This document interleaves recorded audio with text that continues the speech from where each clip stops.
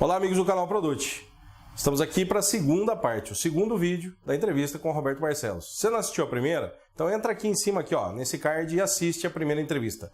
Faz muito sentido, vale muito a pena para que você entenda todo o contexto. Bom, não esquece, dá um like, curte aí, se inscreva no canal e multiplique as informações. O canal Produte existe por vocês e nós precisamos de vocês para propagar essas ideias. Nesse segundo vídeo, o Roberto vai falar a diferença entre a maturação tradicional e o dry age, que é um outro sistema de maturação, e alguns segredos, como, por exemplo, por que colocar o sal na carne depois dela pronta já no churrasco.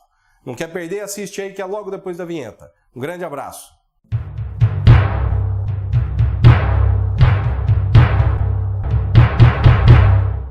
Roberto, eu queria que você falasse um pouco para quem não conhece bem sobre os dois processos, e eu acho que muita gente não sabe a diferença. Qual é a diferença da maturação normal e do dry age, que também é uma maturação?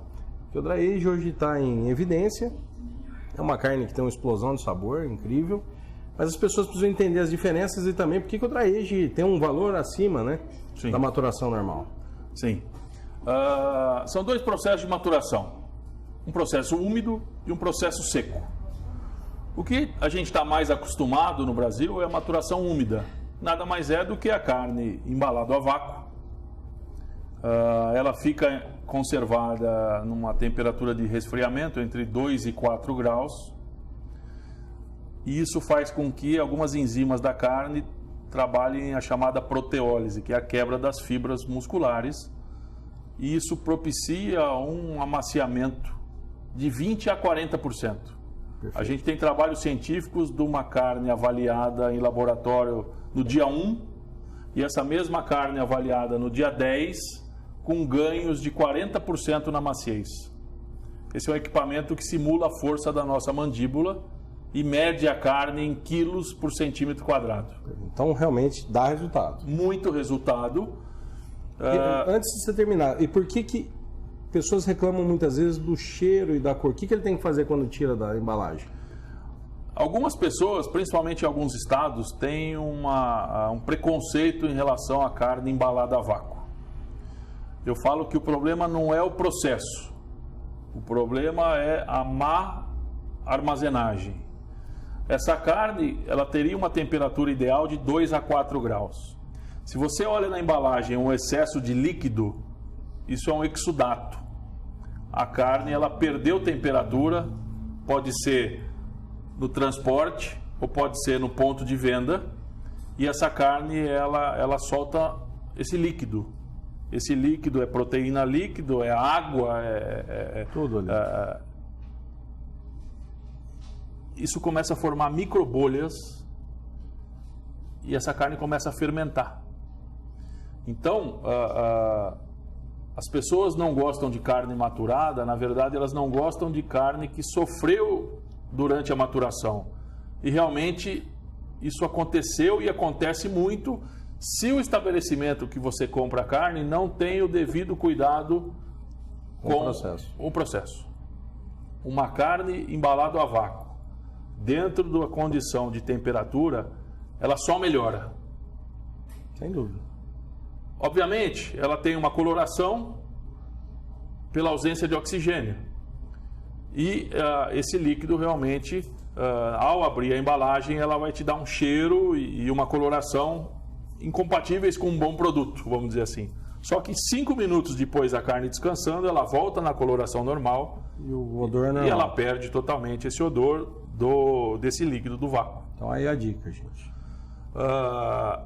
Dica: nunca comprem uma carne com mais de 40 dias da data de produção. Perfeito. Porque a chance dela ter sofrido é muito maior do que se você limitar o período de consumo. E olhem sempre para o excesso de líquido da embalagem. Evite comprar carnes com muito sangue, vamos dizer assim, na linguagem popular, porque não é sangue, na embalagem. Também fique esperto com a promoção, né? Normalmente é essa que vai para promoção, né? A carne tem uma data de validade e geralmente as carnes, quando vão chegando próximo da data de validade, elas entram em promoção. E são realmente essas carnes que tiveram a chance de sofrer durante todo esse processo. Por outro lado, a gente tem a maturação a seco, dry aged. é um processo novo no Brasil, mas é já muito comum nos Estados Unidos e na Europa. É muito fácil a gente ir numa steakhouse nos Estados Unidos e ela faz o próprio dry age. Um restaurante, um supermercado. E o que é o processo? Na verdade, é a mesma temperatura de resfriado, só que com controle de umidade relativa. Se eu pego um pedaço de carne, coloco na geladeira da minha casa, sem nenhuma proteção, em 3 dias essa carne está estragada. Por quê? Apesar de ela ter temperatura de resfriado, ela não tem controle da umidade relativa. Perfeito. A carne com alta umidade relativa, ela entra em putrefação. No caso do dry age, eu controlo a umidade relativa entre 60% e 70%. Perfeito. E a carne fica 60, 90, 120 dias na câmera, resfriando com controle da umidade, e ela desidrata. Perde líquido, então ela perde água. Perde água. Então uma peça que pesa 10 quilos, ao final do processo ela está com 8 quilos. Isso é custo também. A produção do dry age tem essa agregação de valor, né? E toda a parte que teve contato com o ar, ela resseca e escurece. Tem que aparar, tirar. Só que, por outro lado, ela protege a carne que está por baixo. Perfeito. Então, a minha perda média no processo é 20% de perda de peso, mais uns 30% de limpeza. Sim. Então, se eu entrei com um produto com 10 quilos, eu vou tirar quase que 5 quilos de cortes. De cortes no processo final. Ela vai ter uma influência na maciez também, por conta das enzimas que atuam na proteólise. Só que ela tem uma influência grande em sabor, porque ela concentrou o sabor. Fica maravilhoso. Até 30 dias ela só ganha maciez. A partir de 40, 45, 50 dias ela ganha um sabor amanteigado. E a partir de 60 dias um sabor de queijo. É uma delícia. Algumas pessoas ainda não estão acostumadas com esse sabor de queijo e a gente vê algumas resistências. Mas a gente está numa fase engatinhando no processo. Então, vamos comparar agora os dois processos. Úmido. Eu ganho muito em maciez e praticamente não tenho perda no processo. Temperatura de 2 a 4 graus. Se eu congelei essa carne, ela interrompe imediatamente o processo de maturação. Perfeito. Processo seco. Os mesmos 2 a 4 graus, mas aí eu preciso um controle da umidade de 60 a 70. E outra coisa que eu preciso é uma ventilação forçada. Em cima da peça. Eu preciso que o vento desidrate a carne. Se eu estou tomando sorvete na rua ou na praia, o sorvete começa a pingar. É muito mais a influência do vento do que do sol. Perfeito. Então, o vento é importante para acelerar o processo de desidratação. E por outro lado, a perda também na peça para fazer o dry age é muito maior, né? Eu só aprendi a importância do vento no processo quando veio o Dr. Chris Calkins, junto com o Felipe Ribeiro, junto com a equipe da Unicamp, do professor Sérgio. E aí eles fizeram uma palestra para a gente mostrando a importância da ventilação forçada. E os dois têm um objetivo que é maciez. Só que o dry age tem a maciez com ganhos em sabor. Por outro lado, a perda é muito maior do que o outro processo úmido. Daí um produto que entrou custando R$50 o quilo, ele vai passar a custar 100 só pela perda pelo processo, de 50%. Roberto, eu tenho a grata satisfação de ter comido vários churrascos que você e a sua equipe prepararam. Você é um cara fora do normal. Digo assim, é ET, não é normal. É realmente diferenciado. E eu noto, e eu gosto de fazer muito churrasco, e eu aprendi isso com você, mas eu queria compartilhar com todo mundo aqui. Você faz o preparo da peça, você coloca o sal, e o sal específico, né? Para isso, qual o motivo? Depois do preparo da carne, o sal. Esse foi um aprendizado também, que a gente começou a perceber o que o mercado faz. A gente sempre se acostumou a temperar com sal grosso. E os churrascos mais antigos, a gente temperava com sal grosso com uma antecedência muito grande do próprio churrasco. Isso desidrata a carne, efeito de sal puxa. De osmose. Realmente a gente vê um acúmulo de líquido realmente desidratando a carne. Para eu salgar depois da carne assada, eu não posso salgar com sal grosso. Por quê? Porque senão ela não tem efeito e contato com a peça o suficiente para fazer realmente a salga. E a gente foi apresentado ao sal de parrilha, sal argentino, que é colocado depois do processo de cocção. E eu perguntei para um argentino o motivo disso. Ele falou que além de não ter o problema de desidratação, a bolinha do sal às vezes cai na nossa língua e dá aquela explosão de sabor e tudo mais. Isso é fato. Hoje em dia a gente está utilizando muita pimenta preta junto com sal, que é uma outra ganho de sabor. Puxa mais o sabor. Uma coisa que eu não falei do dry age e tem tudo a ver com essa pergunta é que a nossa língua ela consegue identificar sabores salgado, doce, azedo e amargo. E o dry age atinge o quinto sabor, que é o umami. É o mesmo resultado que o glutamato sódico consegue alcançar. A gente fala que o salgadinho é impossível comer um só, é por conta do glutamato. E se a gente consegue ter um ingrediente que me consegue atingir esse quinto sabor, parece que fica em terceira dimensão ali a sensação. É fantástico. E isso juntando com o melhor tipo de sal, com o melhor tipo de acompanhamento, a gente tem que provocar na nossa língua os 5 sabores. Então é muito comum os chefes de cozinha colocarem um ingrediente um pouquinho amargo para... então você já viu aquele hub com carvão, por exemplo. É um outro universo que a gente está entrando, porque quando a gente fala em carne no Brasil, a gente pensa no churrasco. Quando a gente vai para fora do Brasil, a gente vê que existe um universo experiências incríveis, absurdo por trás da carne do churrasco. O churrasco para o brasileiro, até pouco tempo atrás, era uma refeição. O churrasco para o americano era o estilo de vida. O brasileiro está começando a adotar essa linha. Hoje, o brasileiro está encarando o churrasco como estilo de vida e a maior prova disso são as mídias sociais, as pessoas que utilizam a ferramenta do churrasco para se comunicar, para se encontrar. Sociabilizar, né? Eu tenho amigos hoje que eu fiz através do Instagram.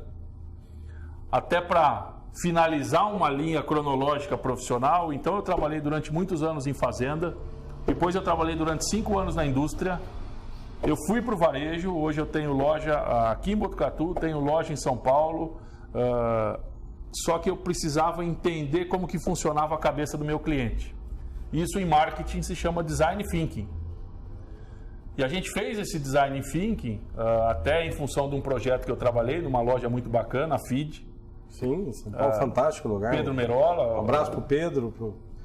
E ali mostrou... Lindo local, quem está em São Paulo deve visitar esse local. Sem dúvida.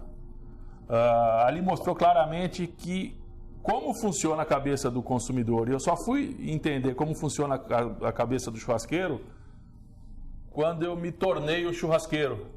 E eu fui fazer curso fora do Brasil, fui fazer curso no Brasil para entender realmente, eu como churrasqueiro, o que eu preciso numa carne? Eu preciso disso, então vamos remontar todo um sistema de produção. Aí que a gente começa a perceber que a velocidade e as exigências são maiores e mais rápidas da nossa capacidade de produzir. Isso gera oportunidade e está abrindo um novo cenário da pecuária de corte brasileira. O Brasil não é mais só produtor de commodity, a busca por eficiência não é só a nossa principal bandeira. A gente tem paralelo a isso uma coisa que o mundo nunca descobriu, nem sabe que a gente está fazendo, mas quando eles descobrirem, vai ser uma grande revolução para a carne brasileira, que é a busca por qualidade, a produção de qualidade para atender, num primeiro momento, nicho de mercado. E é realmente o que as grandes marcas fazem, é nicho. A gente não pode ser hipócrita em achar que as pessoas que estão passando dificuldade ou passando necessidade vão ter numa carne com essas características como objetivo. Esquece. O mundo está crescendo, a demanda mundial por proteína é cada vez maior, então o Brasil nunca vai deixar de ser um produtor de commodity. Então o boi 777 faz todo sentido. Sim, tem que fazer comida. Porque a eficiência máxima de um plano nutricional com aditivos cada vez melhores, com genética cada vez melhorada, driblando a sazonalidade da produção, ganhando através da integração lavoura e pecuária. Mas, paralelo a isso, a gente tem um desafio que é produzir alta qualidade para um público altamente exigente que está disposto a pagar por esse produto. Roberto, acho que hoje nós podemos dizer assim, nós tivemos uma grande experiência, uma grande aula sobre carne, churrasco, entendimento de tudo aquilo que ocorre. Tem muito mais coisas do que isso que ocorrem nos bastidores da produção e das boutiques de carne, de restaurantes, de qualidade, um mundo todo novo de experiências para os consumidores. É por isso que eu gostaria que você deixasse aqui os... Quero achar você no Instagram ou em algum lugar, como é que faz? A gente é muito ativo no Instagram, praticamente todas as nossas ações são o nosso dia a dia, que hoje é fazenda, depois é indústria, depois é restaurante, quer dizer, a gente vai de acordo com o nosso dia a dia, intercalando essas imagens justamente para mostrar que são complementares, né? Sim. Quando eu penso em qualidade, obviamente eu posso separar em fazenda, em indústria, em varejo, em restaurante, mas eu só conquisto a qualidade final do produto na mesa do consumidor se eu obedeci todas as qualidades de todas as etapas. Então é importante para as pessoas entenderem os bastidores. Você falou sobre essa palavra, é uma palavra que me encanta, querer mostrar. Cada vez mais as marcas vão querer mostrar as preocupações que elas têm como marca, e essa diferença de gerações me fez entender muito desse processo. Obviamente meus filhos me ajudaram, porque eles são de gerações mais novas. O mercado me ajuda, porque amanhã depois eu vou ter 2 ou 3 ou 5 marcas de carne que vão me entregar maciez, sabor e suculência. O que vai diferenciar uma da outra é a história do produto, é o propósito, é a autenticidade, é a preocupação ambiental, é a preocupação social. E são perguntas que não são feitas ou não eram feitas pela nossa geração. Sem dúvida. Mas são perguntas que são feitas pela geração do milênio, de 25 a 35 anos, ou a geração... dos nossos filhos, né? Dos nossos filhos. Eu tenho filho novo, de 8 anos, mas tenho filho de 22 também. Então você pega o range, né, dessa E geração. as preocupações da geração Z são as mesmas da geração Y, com a questão ética muito forte. Então, as perguntas que as marcas precisam responder é quem produziu, como foi produzido, se faz bem à saúde, se faz bem ao planeta, porque se parar só na primeira pergunta, não vai atingir o coração do consumidor. E as nossas marcas, as marcas que a gente se envolveu até pouco tempo atrás, elas se preocupavam em atingir nosso bolso. Através de promoção, através de vantagem. E eu percebo que cada vez mais isso não é suficiente para atingir esse público mais novo. E a gente não quer mais atingir o bolso dele, a gente quer atingir o coração e o resto vem como consequência. E é o que eu começo a perceber que as marcas de sucesso, não na carne, a carne é muito nova, a gente está engatinhando, mas as marcas de sucesso que estão na mesa dos nossos filhos, ou que eles elegem como as suas marcas, elas respondem muito mais do que características de custo-benefício. Custo-benefício foi para a nossa geração, que foi criada sob as leis de Gerson, que você ia num rodízio de carne, pagava ali 80, 100 reais, enquanto você não passava mal... Você não saía da mesa. Você não saía da mesa porque você tinha que sair com o sentimento de que o que você pagou, você consumiu. Tinha que ter como consumido. Isso não funciona mais para as novas gerações. Elas preferem qualidade, elas preferem satisfação, elas trabalham para ter prazer, e a gente trabalhava e trabalha para acumular riqueza. Isso muda completamente e faz com que essa mudança do perfil do consumidor mude o perfil do varejo. Eu falo que o arquiteto de 1980, ele fazia uma sala grande e uma cozinha pequena. Hoje inverteu muito, isso integra tudo, né? Por quê? Porque a gastronomia é um hobby dessa nova geração. E uniu a família, né? As pessoas não saem mais para consumir num bom restaurante, elas preferem bons produtos para fazer em casa, juntar os amigos, é mais seguro, é mais satisfatório e a gente precisa se preparar para isso. Apesar de que as novas gerações não têm um poder aquisitivo tão grande, mas é para elas que a gente precisa trabalhar, porque amanhã ou depois, daqui 5, 10 anos, elas vão ter esse poder. E as marcas perceberam que só trazendo elas para dentro da produção, mostrando os bastidores, é que elas vão realmente entender o processo de bem-estar animal.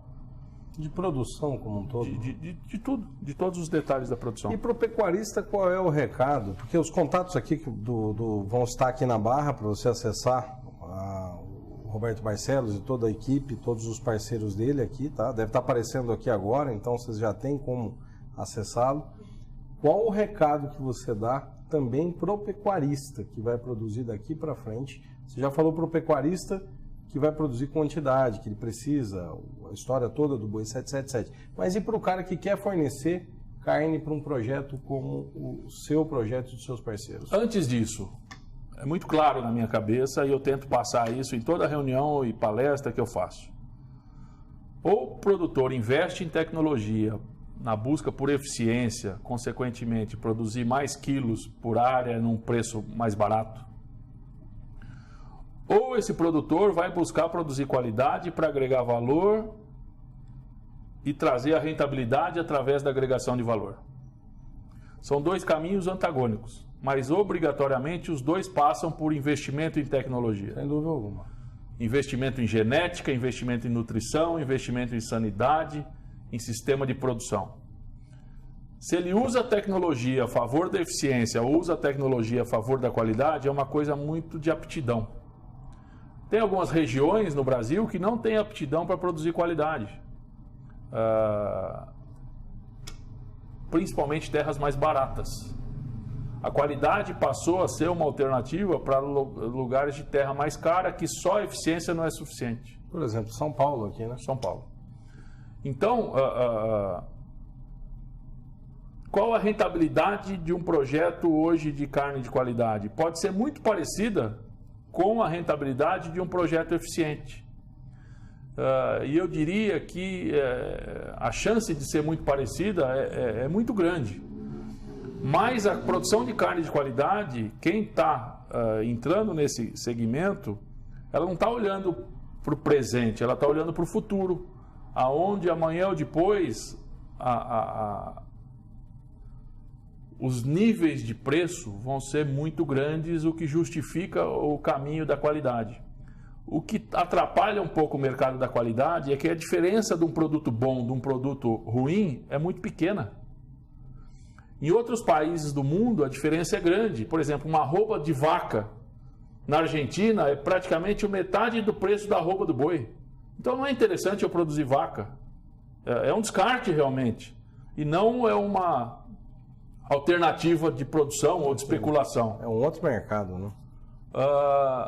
Como ainda a gente tem um cenário de preços muito próximos, um animal de qualidade vale 10% a mais do que um animal commodity, isso realmente não é um incentivo a quem quer produzir qualidade, mas é um primeiro passo que daqui a pouco vai valer 15, 20, 30, 40% mais, porque esse mercado vai amadurecer, vai agregar valor, vai fidelizar e vai dar recurso suficiente para o modelo de contratação. Em resumo, de contrato, desculpa. Sem dúvida. Hoje a relação comercial do boi commodity, ela é muito clara. Oferta e procura. Faltou boi, arroba sobe. Sobrou boi, ela vai ter esse ajuste de mercado. Arroba baixa. Da mesma forma que o milho é commodity, sobrou milho, Faltou milho, preço sobe, preço desce. Faltou soja, commodity, oferta e procura. Essa lei da oferta e procura não funciona no processo de produção de qualidade, porque o compromisso entre os participantes é muito maior do que o oportunismo da oferta e procura. Então, eu preciso ter um modelo de contratação entre o produtor de bezerro, o comprador de bezerro, o recriador engordador, frigorífico, varejo, até chegar no consumidor. Já está todo casado. Senão, eu não tenho a regularidade e a padronização que eu preciso. Pode ser que o modelo de pecuarista produzindo, vendendo para a indústria que vende para o varejo, não seja o caminho natural daqui para frente. Ela é natural na pecuária commodity, mas ela pode não ser natural na qualidade. Às vezes um grupo de varejista vai encomendar e vai fazer relacionamento direto com o produtor. Ou o produtor vai verticalizar a produção e vai atingir direto o consumidor final. O frigorífico que está ocioso hoje no Brasil deixa de ser o controlador da cadeia e passa a ser um prestador de serviço. Sem dúvida. Eu acho que é muito possível isso acontecer. Em função de um alto custo de produção, de uma baixa remuneração do produtor, de uma ociosidade da indústria e de uma demanda crescente pelo consumidor. E é isso que ele tem que estar atento. Né? Os caminhos vão se ajustar de forma para fazer aquele produto que quem controla é o pecuarista chegar no consumidor, que é o que determina o padrão. Como essas pessoas vão se comunicar vai ser através da articulação que profissionais novos aí vão ser responsáveis. Fundamentais isso, né? Se vocês gostaram, dá um like, vão lá. Se vocês gostaram da entrevista, dê um like lá, um joinha, que eu tenho certeza absoluta que vai ajudar a divulgar as informações que o Roberto acabou de nos passar aqui, e o canal, logicamente, vai continuar buscando mais informações de qualidade. Muito obrigado, que Deus o ilumine muito, os seus parceiros também, a sua equipe. Você é um amigo de muito tempo e o sucesso não vem por acaso, vem à custa de muito trabalho. Está aqui um exemplo disso. Obrigado, parabéns. Um prazer. Nos vemos num churrasco. Conversa produtiva com o Roberto Barcelos, aqui de Botucatu. Infelizmente, vai terminando por aqui. Mas que Deus os abençoe muito e que nós possamos voltar em outras oportunidades.